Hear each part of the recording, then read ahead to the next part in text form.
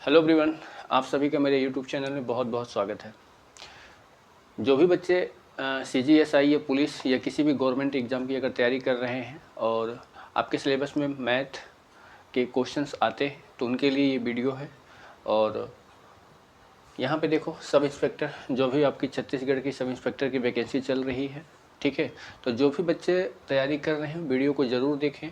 इसके पहले आपको यहाँ पे 7 इसके वीडियो अपलोड हो गए हैं, यानी आप जाके देख सकते हैं। डेली आपको ये मैथ की सीरीज 10 प्रश्नों की उपलब्ध हो रही है, जिससे आप अपनी तैयारी को बेहतर कर सकते हैं, ठीक है। वीडियो पसंद आता है तो वीडियो को लाइक शेयर सब्सक्राइब ज़रूर करें और एक कमेंट ज़रूर करें, ताकि आपके इस कमेंट से हमको एक थोड़ा सा मोटिवेशन मिलता है और हम और भी इस तरीके से थोड़ा सा अच्छा वीडियो बना सकें, ठीक है। तो चलिए स्टार्ट करते हैं आज का पहला प्रश्न। पहला प्रश्न देखो, दिया है कि वर्गाकार बगीचे का क्षेत्रफल 25 वर्ग से किलोमीटर है। उसे 3 किलोमीटर प्रति घंटे की दर से एक चक्कर लगाने में कितना समय लगेगा। देखो, बहुत प्यारा बहुत बढ़िया प्रश्न है। अगर आप इसको समझोगे, यहाँ पे एक स्क्वायर है, स्क्वायर दिया हुआ है और इस स्क्वायर का जो एरिया है वो है 25 किलोमीटर स्क्वायर, 25 वर्ग किलोमीटर। अगर इसकी जो साइड हम मान लेते हैं कि साइड अगर ए है, भुजा जो है ए है, तो एरिया जो होता है वो साइड का स्क्वायर होता है, यानी ये 25 के इक्वल होगा। तो ए की वैल्यू 5 आ जाएगी, यानी इसकी भुजा कितनी आ गई, 5।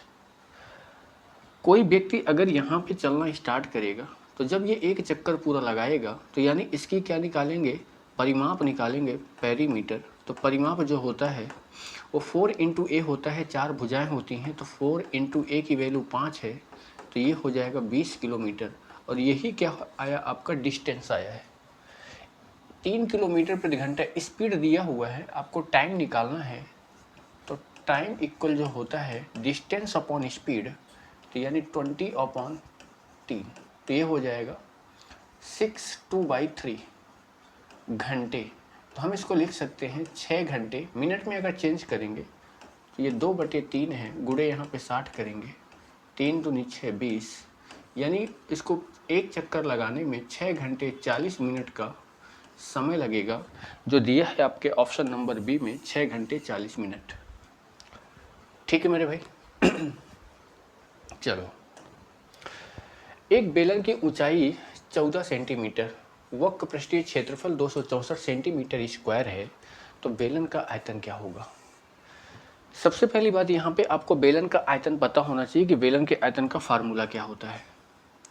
तो बेलन का आयतन अगर देखेंगे, बेलन का आयतन यानी बेलन क्या बोलते हैं, सिलेंडर को, इसका जो आयतन होता है वो πr² h है। वक्र पृष्ठीय क्षेत्रफल आपको दिया हुआ है, वक्र पृष्ठीय क्षेत्रफल, वक्र पृष्ठीय क्षेत्रफल क्या होता है, 2πrh।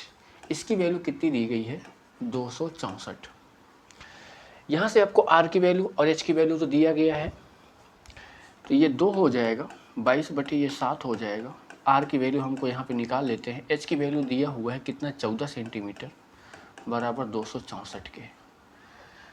मेरे भाई यहाँ से अगर देखेंगे तो इसको अगर हम 22 एकम 22, 22 एकम 22, 22 दूनी 44, 2 से अगर हम इसको काटेंगे तो ये हो जाएगा 6, और 7 दूनी 14 हो जाएगा, और 2 से काटेंगे तो ये आ जाएगा 3, यानी r की वैल्यू क्या आ गई, 3 आ गई। तो रेडियस कितनी आ गई, 3 आ गई। यहाँ पे हम पुट करेंगे तो पाई का मान 22/7, रेडियस 3 है तो 3 इंटू 3, और हाइट कितनी है 14, 7 दूनी 14, 22 हो जाएगा, 3 3 9 दूनी 18, 18 दूनी 36, 3 18 दूनी 36, 3 39, 396 सेंटीमीटर क्यूब, और यही 396 आपका आंसर होगा, ऑप्शन नंबर डी करेक्ट हो जाएगा। तो बेलन का आयतन और बेलन का वक्र पृष्ठ, बेलन का टोटल सरफेस एरिया भी होता है। तो फार्मूला इज मोस्ट इंपॉर्टेंट है, आपको फार्मूले याद होना चाहिए। देखो, ये प्रश्न दिया हुआ है, ज्योमेट्री से कि निम्नलिखित में से किस आकृति में कर्ण सदैव बराबर होते हैं। कर्ण को आप बोल सकते हैं कर्ण का मतलब यानी यहाँ पे हम ये बोल सकते हैं, कर्ण का मतलब क्या होता है, विकर्ण भी हम इसको ले सकते हैं, विकर्ण, आयत। तो सबसे पहले अगर आप यहाँ पे देखोगे कि अगर आयत बनाया गया है तो आयत के जो डायगोनल होते हैं, जो विकर्ण होते हैं, ये आपस में क्या होते हैं, बराबर होते हैं। ये बात सही है।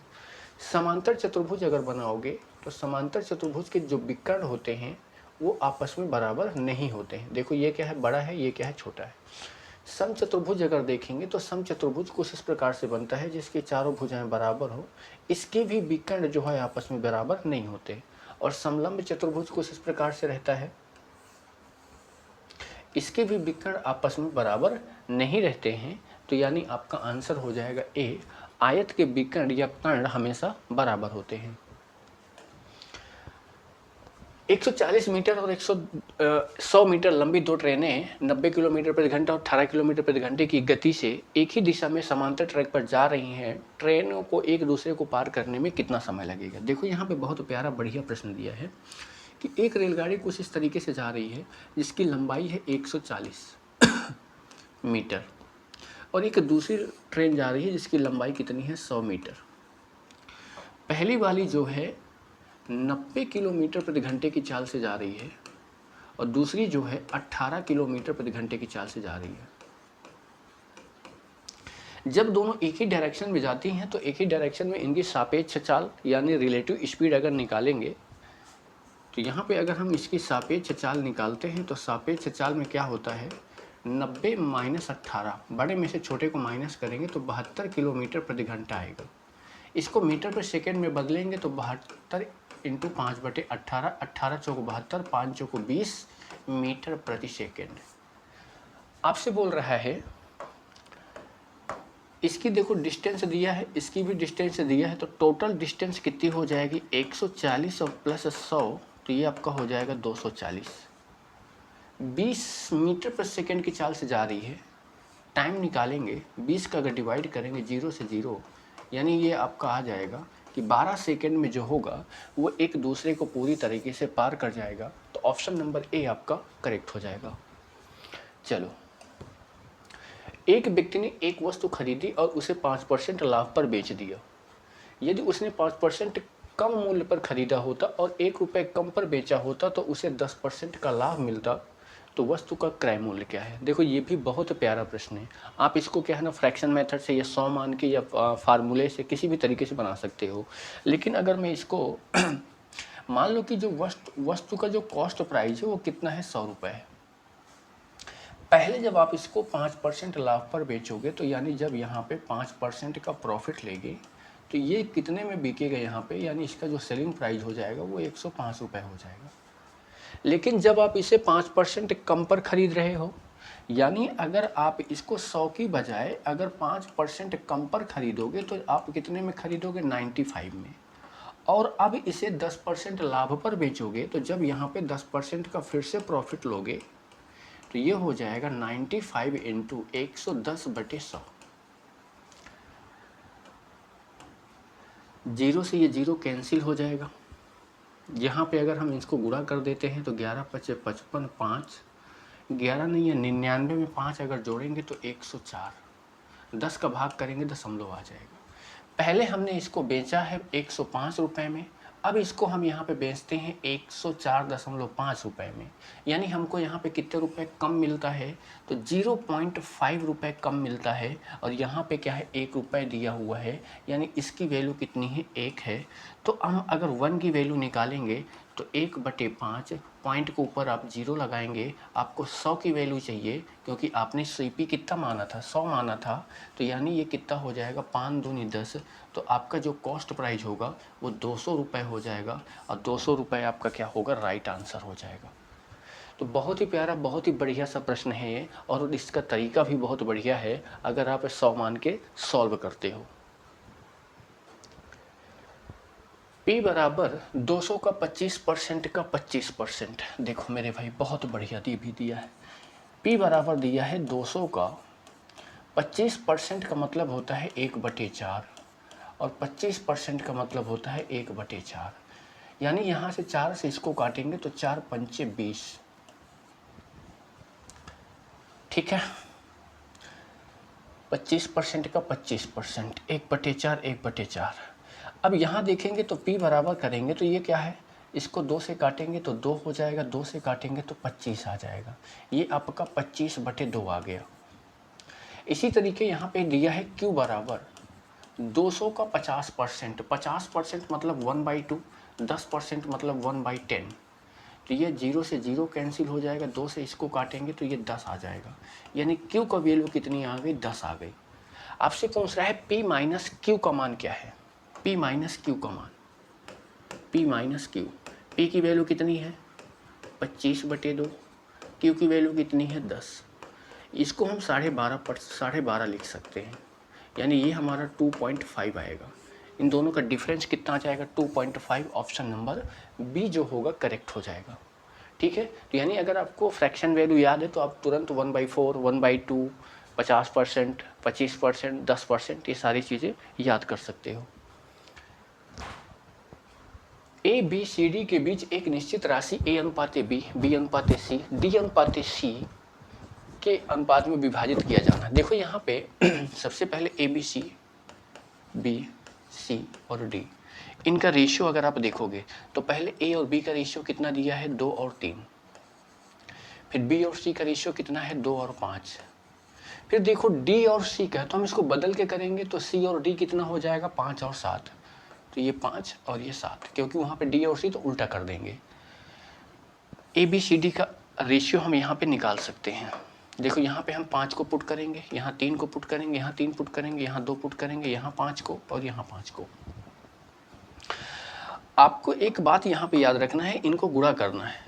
अब गुणा करने में अगर आपको कोई भी नंबर सभी में कॉमन दिख रहा है, जैसे यहाँ 5 है काट दो, यहाँ 5 है काट दो, यहाँ 5 है काट दो, यहाँ 5 है काट दो, यहाँ क्या बचा 2 दूनी 4, यहाँ क्या बचा 2 तिहाई 6, यहाँ क्या बचा 5 तिहाई 15 और यहाँ क्या बचा 3 सते 21। ये आपका ए बी सी डी का अनुपात आ गया। ए और सी के हिस्सों में इतनी राशि का अंतर है, यानी ए और सी। तो आपको अगर यहाँ पे दिख रहा होगा तो ए और सी ये दिया है, ए की वैल्यू 4 है, सी की वैल्यू 15 है। इन दोनों में डिफरेंस कितने का है 11 का है। इस 11 की वैल्यू दी गई है, ये दिया हुआ है। 11 की वैल्यू कितनी है, 11 की वैल्यू 3124, 11 का मान दिया है। तो एक की वैल्यू अगर निकालेंगे तो 3124 में हम 11 का डिवाइड करेंगे। ठीक है, 11 का डिवाइड करेंगे तो कितनी बार में कट जाएगा, तो 11 दूनी 22, बचेगा 9, 11 8 88, बचेगा यहाँ पे 11 8 88, तो बच जाएगा आपका 4, 11 चौक 44, यानी ये कितना आ जाएगा, ये कट जाएगा आपका 284। पूछ क्या रहा है, कुल राशि बताना है, तो ये टोटल कितना हो रहा है 6 4 10, 15 10 25 और 25 में अगर 21 जोड़ेंगे तो 46, यानी आपको 46 की वैल्यू निकालना है। तो 46 इंटू 284 ये गुणा करना पड़ेगा और यहाँ पे आपकी ये वैल्यू आ जाएगी। तो देखो ये आपका डाटा दिया है। तो एक बात हम यहाँ पे क्या कर सकते हैं, अगर हमको गुणा नहीं करना है तो हम यहाँ पे डिजिटल सम लगा सकते हैं। डिजिटल सम का मतलब क्या है, देखो यहाँ पे समझ लेते हैं कि 46 है और 284 है। 6 4 10 होता है, 6 को 4 में जोड़ोगे तो 10 आएगा, 10 को फिर 1 और 0 में जोड़ोगे तो 1 आ जाएगा। 8 2 10 4 14 हो जाएगा, 14 का मतलब 1 और 4 मतलब 5 आ जाएगा, यानी यहाँ पे क्या आ रहा है 5 आ रहा है। जिसका भी डिजिटल सम 5 हो वही आंसर होगा। यहाँ पे अगर देखेंगे तो ये आपका हो जाएगा 2 1 3 6 3 9, 9 8 17, 9 8 17 और 17 4 कितना होता है 21, और 21 मतलब क्या हो जाएगा 3, तो ये आपका आंसर नहीं होगा। 3 1 4, 9 4 13, 13 1 14 और 14 6 कितना हो जाएगा 14 6 20, 20 मतलब क्या 2 नहीं, क्योंकि वहाँ पे कितना आ रहा है 5, 5 5 10, 10 2 12, 12 1 13, 13 मतलब यहाँ पे 13, 13 मतलब क्या हो जाएगा 4, तो ये भी आपका नहीं होगा। 6 4 10, 10 3 13 1 14, देखो 14 मतलब यह क्या हो जाएगा 5, तो यही आपका आंसर हो जाएगा। यानी इनका गुणा करने पर हम बोल सकते हैं 13 64 आएगा, तो ये कितना हो जाएगा 13 64, तो यही आपका आंसर हो जाएगा। तो डिजिटल सम ये होता है कि हमको गुणा करने से बचा लेता है, तो आपको ये चीज़ें पता होना चाहिए। और जिनको अगर नहीं पता है तो वो मुझे कमेंट करके बताएं, तो मैं इसका एक प्रॉपर वीडियो बनाऊंगा जिससे आप अपना पूरा चीज़ क्लियर कर सकते हैं। तो अगर जिनको भी डिजिटल सम पढ़ना है तो मुझे कमेंट करके ज़रूर बताएं और अपने दोस्तों को भी ज़रूर शेयर करें। निम्नलिखित में से छोटी संख्या कौन सी है जो 6, 9, 15, 18 से विभाजित करने पर प्रत्येक स्थिति में 4 शेषफल बच रहा है। देखो, इसका बनाने का सिंपल तरीका होता है कि एक पहला तरीका आपको पता है कि एलसीएम निकाल के कर सकते हो। दूसरा क्या है कि यहाँ पे शेषफल कितना आ रहा है 4, यानी अगर आप इन जो 4 ऑप्शन दिए हैं इन चारों में अगर आप 4 का भाग दे रहे हो तो शेषफल जिसमें 4 आए वही आंसर होगा। देखो, इसमें अगर हम 4 का भाग दे देंगे ये पूरा पूरा कट जाएगा, यहाँ पे शेषफल नहीं आएगा। यहाँ पे 4 का भाग देंगे तो यहाँ पे शेषफल 4 बचेगा। यहाँ पे 4 का भाग देंगे तो ये पूरा पूरा कट जाएगा।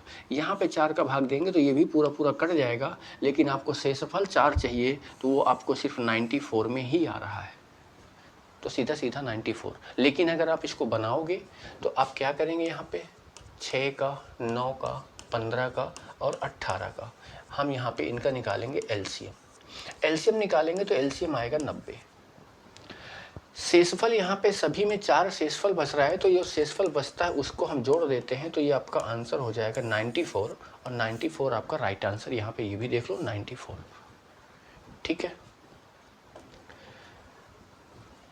देखो ये दिया हुआ है आपका 3a + 5b बराबर कितना है 8500, और दिया है यहाँ पे 5a - 3b, ये दिया है 85। देखो दोनों में आपको a और b की वैल्यू बताना है कि क्या होगी। तो आप चाहो तो ऑप्शन पुट कर सकते हो या फिर आप इसको a और b को सॉल्व कर सकते हो। तो हम इसको सॉल्व अगर करें तो यहाँ पे हम गुणा कर देते हैं 5 का और यहाँ पे गुणा कर देते हैं 3 का, तो ये हो जाएगा 5 3 15a + 5 5 25b बराबर, गुणा करेंगे 0 0 5 5 25 2 5 8 40 2 42, 5 3 15a - 5 3 3 कितना हो जाएगा 9b, 3 का गुणा करेंगे 0 0 3 5 15, हासिल आपका क्या बचेगा 1, 3 8 24 और 1 25। यहाँ देखेंगे तो ये क्या हो जाएगा माइनस प्लस और माइनस, ये कैंसिल हो जाएगा। इन दोनों को अगर हम ऐड करेंगे तो ये 34b बनेगा बराबर, यहाँ पे आपका 0 आ जाएगा, 0 आ जाएगा, 5 में 5 जाएगा 0, 12 में से 5 जाएगा तो 7 आ जाएगा। और यहाँ अगर देखेंगे तो मेरे भाई क्या आ जाएगा, 3 बचेगा, 3 में से 2 जाएगा तो 1 आएगा। अब इसको अगर हम सॉल्व करेंगे तो 17 से काटेंगे तो ये आपका 1000 बार कटेगा, और 17 दूनी क्या होता है 34 होता है, और 2 से इसको काटेंगे तो ये 500 आ जाएगा। यानी b की वैल्यू कितनी आ गई, b की वैल्यू 500 आ गई। ये देखो सॉल्व करने पर b की वैल्यू 500 आ गई, तो मतलब ये b की वैल्यू 500 हो सकती है, तो a की वैल्यू क्या हो जाएगी 2000 हो जाएगी। यानी अगर हम इनको रखेंगे तो यहाँ भी हमारा a की वैल्यू निकल के आ जाएगी। ठीक है मेरे भाई, तो आपका b जो क्या हो जाएगा आंसर हो जाएगा। न्यूनतम अंक जिससे 1470 को विभाजित करने पर पूर्ण वर्ग प्राप्त होता है वो कौन सा है। पूर्ण वर्ग प्राप्त करने के लिए जो नंबर दिया गया है 1470, इसके हम गुणनखंड अगर करें तो सबसे पहले हम इसको 2 से डिवाइड करते हैं तो 2 सत्ते 14 होता है, 2 तेई 6 होता है, 2 पंचे 10 होता है। इसके बाद हम इसको 3 से डिवाइड करें तो 3 से अगर डिवाइड करेंगे तो 3 दूनी 6, 3 चौको 12, 3 पचे 15। इसके बाद 5 से डिवाइड करें तो 5 चौको 20, 4 5 नहीं 45। यहाँ देखो 7 से डिवाइड करेंगे तो 7 आएगा, फिर इसको 7 से डिवाइड करेंगे तो ये 1 आएगा। पूर्ण वर्ग बनाने के लिए तो आपको ये ध्यान रखना है, तो देखो इसके जो गुणनखंड आए हैं क्या क्या आए हैं, 2 गुणे 3 गुणे 5 गुणे क्या है 7 और गुणे क्या है 7। यहाँ पे देखोगे जिसके जोड़ा नहीं बन रहे, देखो 2 का जोड़ा नहीं बन रहा, 3 का जोड़ा नहीं बन रहा, 5 का जोड़ा नहीं बन रहा, तो यानी 2 तेई 6 गुणे 5, तो यह क्या आ गया 30। तो हम इस संख्या में क्या बोल रहा है, न्यूनतम अंक जिससे विभाजित करने पर पूर्ण वर्ग बने, तो आपका आंसर क्या हो जाएगा 30। यानी देखो यहाँ पे ये 7 का पेयर तो बन जा रहा है, ये क्या है पूर्ण वर्ग बन गया। पूर्ण वर्ग का मतलब क्या होता है 2 संख्याओं का पेयर, तो तो ये क्या हो गया, और इन संख्याओं का पेयर नहीं है, तो ये संख्या कौन कौन सी नहीं है, 2, 3, 5, तो ये क्या हो गया 30, तो आपका आंसर क्या हो जाएगा 30।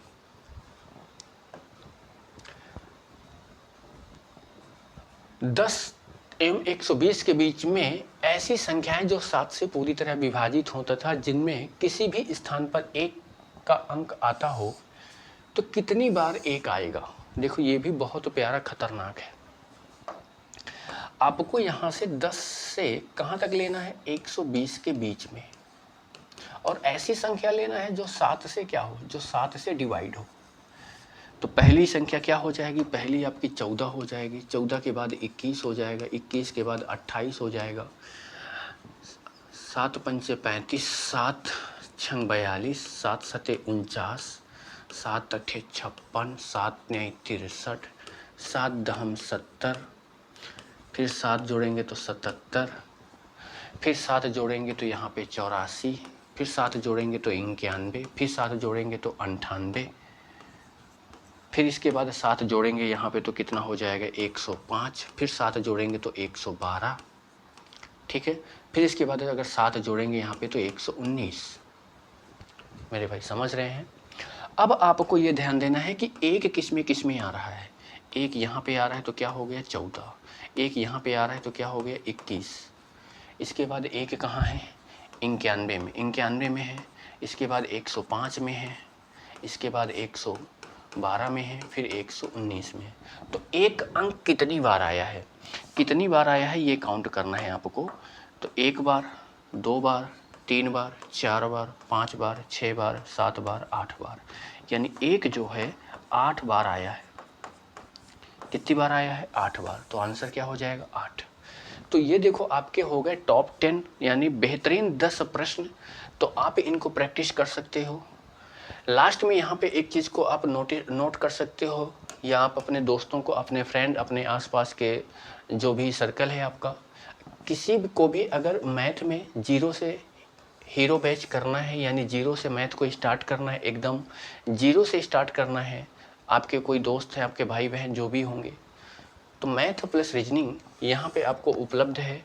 चाहे आप एसएससी की तैयारी कर रहे हो, या रेलवे की तैयारी, या व्यापम की तैयारी, या गवर्नमेंट कोई भी एग्जाम अगर दे रहे हो, तो इस नंबर पे आप मैसेज या कॉल करके बात कर सकते हैं।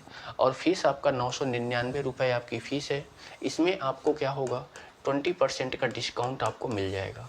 इसमें आपको 20% का डिस्काउंट मिलेगा, ठीक है। तो जिन भी भाई बहनों को, जिन भी और भी आपके जो भी दोस्त यार हों, अगर आप किसी को भी मैथ रीजनिंग का कोर्स करना है घर बैठे, तो ऑनलाइन आपको कर सकते हो, ठीक है। और ऐसे ही वीडियो आपको मिलते रहेंगे, तो चैनल को सभी लोग सब्सक्राइब कर लें, लाइक करें, शेयर करें, ठीक है। मिलते हैं ऐसे ही अगले वीडियो में के साथ। अपना ध्यान रखें और पढ़ाई अच्छे से करें। धन्यवाद, थैंक यू।